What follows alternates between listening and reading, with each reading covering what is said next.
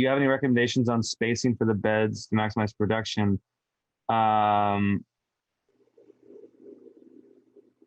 Spacing for the beds, so I guess the space between the walkways. My quick answer was narrower is better if you're doing a lot of quick crops and are profit focused. This is, I use 10-inch walkways for Green City Acres. On my new farm, I have 18.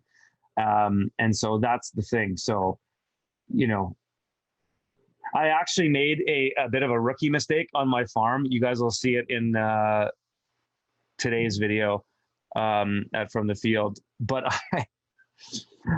I should have made my bed blocks, my beds, 16 inches apart, not 18. And that, so I bought silage tarps that were 24 feet wide. It was the widest I could find.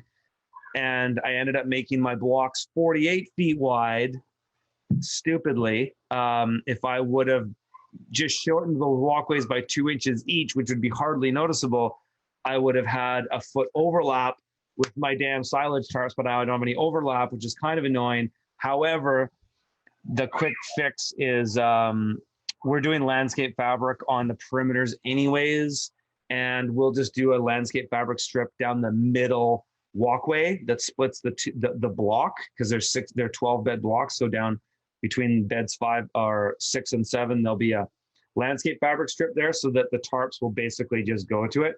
So it's not a big deal, but I did that. I was kind of bummed. I was like, ah, damn it, I can't believe I didn't think about that.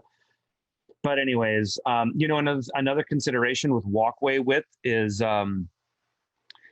your crops. So if you're doing a lot of crops, like on my, with Green City Acres, which is very different than the new farm that I'm doing, I had 10-inch walkways, and there was sometimes that I even had 8-inch walkways, like in some of my greenhouses.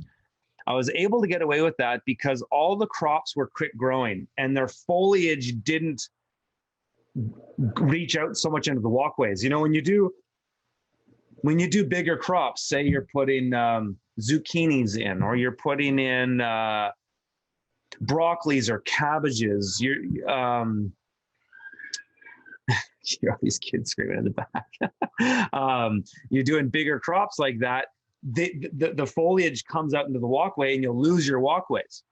So, but with these shorter quick cycle crops, all the leafy greens, the baby roots and all that, maybe carrots at their most mature will kind of flop in. That would be it. You can get away with a narrow walkway because the context of your crop. And when I was doing Green City Acres as that super high value focused urban farm, that worked fine.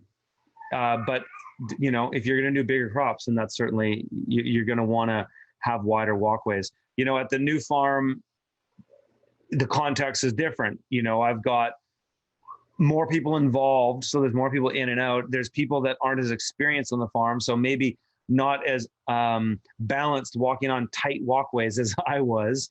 And we're also doing a lot of crops that have bigger foliage. We got winter squash in there. We've got, what else takes up bigger foliage? Cabbages, potatoes, bigger foliage. So I don't want a tight walkway. So that's why it makes sense to go, we did 18-inch walkways. And actually, I kind of always wanted to do 18-inch walkways, because every time I go to somebody like Jean-Martin Fortier's farm and he has 18-inch walkways, I'm always like, oh man, it's kind of nice to just walk in these walkways and not worry about stepping on a crop.